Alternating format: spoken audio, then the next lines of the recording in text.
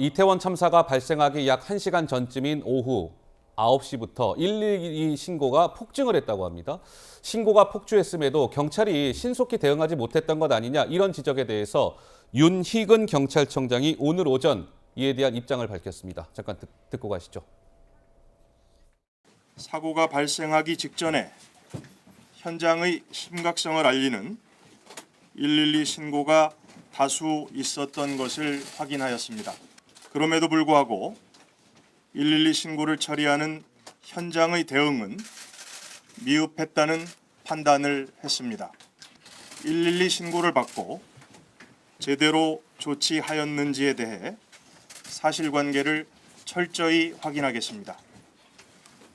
112 신고 처리를 포함하여 전반적인 현장 대응의 적정성과 각급 지휘관과 근무자들의 조치가 적절했는지 등도 빠짐없이 조사할 것입니다. 그러니까 사고 직전에 112 신고가 폭증을 했는데 그에 대해서 제대로 대응하지 못했다라고 윤희근 경찰청장도 사실상 좀 시인을 했습니다. 그래서 철저하게 내부적으로 감찰 내지는 조사를 진행하겠다, 이렇게 얘기하죠. 그런데 이거 한번 보시죠. 용산경찰서에서 첫 신고 3시간 뒤에야 용산경찰서 직원들을 전원 소집했다는 거예요. 지난달 29일 밤 10시 15분에 첫 신고 접수가 됐는데 그로부터 3시간 후인 다음 날 30일 새벽 1시 30분에 용산서 직원들, 경찰서 직원들이죠, 다 비상소집 통보를 받았다. 김정혁 의원님 어떻습니까? 윤희근 청장이 112 신고가 폭주를 했었다는 사실을 시인을 했잖아요. 예. 그러니까 현장에 있는 시민들은 굉장히 위험하다라는 느낌을 받은 거예요. 근데 제가 보기에는 지금 경찰에는 저런 상황을 대응할 수 있는 매뉴얼이 없어요. 예를 들면 범죄 현장이 발생하면 출동을 해서 범죄자를 제압을 하거나, 예를 들면 폭행 사건이 벌어지고 있으면 잡아가서 이제 띄워놓든가, 뭐 이런 여러 가지 대책을 세울 거 아닙니까? 혹은 폭동이 벌어지거나 뭐 지휘대가 과격한 행동을 하면 그거는 진압을 하면 된단 말이에요. 근데 저런 경우는 시민들이 축제를 하고 있는 상황인데, 이 축제를 하고 있는 상황에 사람이 많이 등장했을 때 과연 경찰이 가서 현장을 어떻게 컨트롤해야 되는 것이냐에 대해서는 제가 보기에는 우리나라 경찰이 아직까지 그런 상황을 경험해보지 못해서 거기에 대한 제대로 된 매뉴얼이 있는지를 잘 모르겠고요. 네. 아마 없지 않았을까?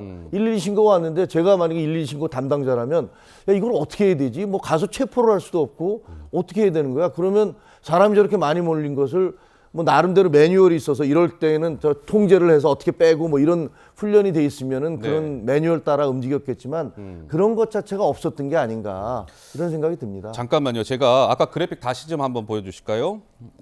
지난달 29일 날 밤 10시 15분에 첫 신고가 접수됐고 용산경찰서에 전 직원 소집된 게 새벽 1시 반이란 말이죠. 그럼 3시간의 텀이 있습니다. 혹시 저 사이에 사망자가 혹시 얼마나 나왔었나요? 혹시 아시는 분 계세요?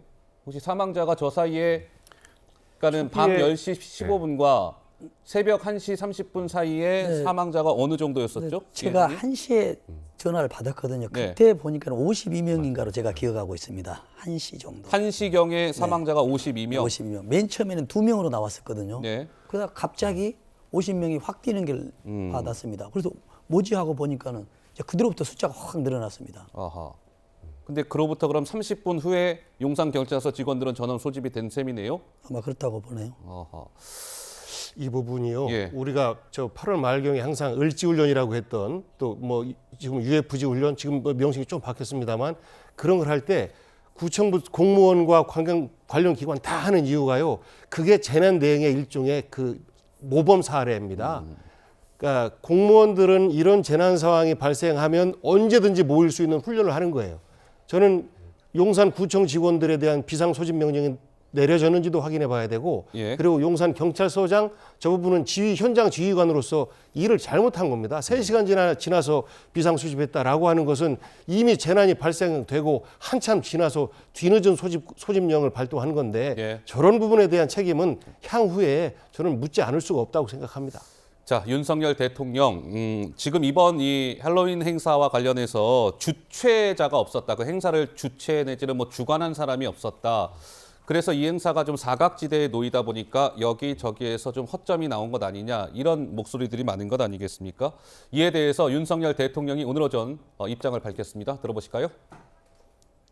행사 주최자가 있느냐 없느냐를 따질 것이 아니라 국민의 안전이 중요하고 철저한 대책을 마련해야 합니다.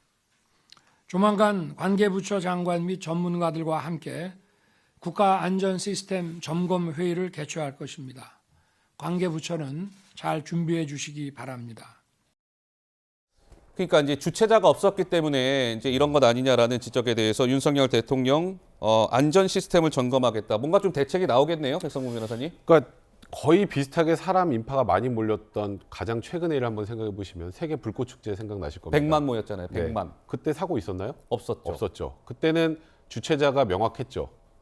한화라는 그룹이 있었고 또 서울시에서 같이 공동으로 주관한 행사였고 그때 기억나는 건 여의나루역 무정차 통과. 그러니까 사람이 모이고 사람이 들락날락하면서 그런 이제 위험이 발생할 수 있는 그런 부분들을 최소화할 수 있는 그런 대책들을 마련했단 말이죠. 근데 이번 사고 같은 경우는 자발적으로 사람들이 한 공간에 많이 모인 것이기 때문에 이걸 대응하고 통제하는 시스템 자체가 지금까지 없었던 겁니다. 예. 그래서 윤석열 대통령 입장에서는 지금 이제 이렇게 뭐 특정한 축제나 이런 걸로 사람들이 많이 모일 위험성이 있는 그런 상황에 대해서는 제 생각에는 아까 말씀드린 그 서울 불꽃 축제 같은 그렇게 시와 관련돼 있는 주관하는 곳이 있는 곳과 준해서 대응책을 이제 그와 유사하게 마련해 나가려고 하는 것 같고요. 네. 그러니까 이번에는 사실 어쨌건 우리 국민들이 처음 겪어보는 일 아니겠습니까? 그러니까요. 그러니까 지금 저는 개인적으로 생각할 때 무조건 경찰 당국이나 이런 곳을 소방 당국이나 비난만 할 것이 아니고 앞으로 이제 더 이상 이런 끔찍한 비극적인 참상이 벌어지지 네, 않도록 그럼요. 지금부터 예. 정확하게 매뉴얼을 만들어서 이제 잘 대응해 나갈 수 있는 시스템을 갖추는 거 그게 가장 중요한 것 같습니다. 예, 김종혁 의원. 예. 그 언론에 많이 보도된 게 일본 시부야에서 열린 축제 때 경찰관이 높은 지역에서 저 상황을 도망을 하면서 예. 어디로 빠지세요 이렇게 통제를 하고 있지 않습니까? 근데 일본도 이게 그냥 만들어진 게 아니라 2001년인가에 그 효고현인가에서 압사 사고가 있었잖아요. 그때 그러고 나서 그럼 이러면 도저히 안 되겠다. 그럼 뭔가를 만들어야 되는데 어떻게 해야 되느냐 하는데 한 4, 5년 걸렸대요. 왜냐하면 이것을 법률로 만드는 게 아니라 그 지자체의 조례로 만들었다는 겁니다. 왜냐하면 그렇군요. 법률로 만들 경우에는 예. 예를 들어서 시민들이 내가 내 발로 걸어 다니는데 한강공원에 내가 가는데 갑자기 경찰이 야 당신 글로 가지 말고 절로 가라. 당신이 뭔데 내가 무슨 여기 왜 당신이 간섭하느냐? 여기가 무슨 군사 경찰 국가냐? 네네. 독재 국가냐? 이런 항의를 할 수도 있거든요.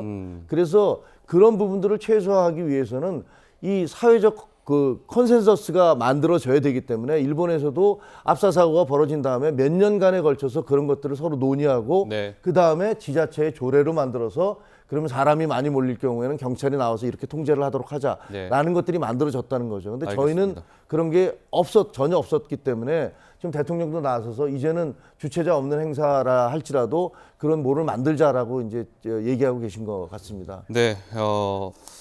지금은 이제 모두가 사고 수습과 애도의 시간을 보내고 있지 않습니까? 지금 대한민국은 국가 애도 기간을 지나고 있습니다.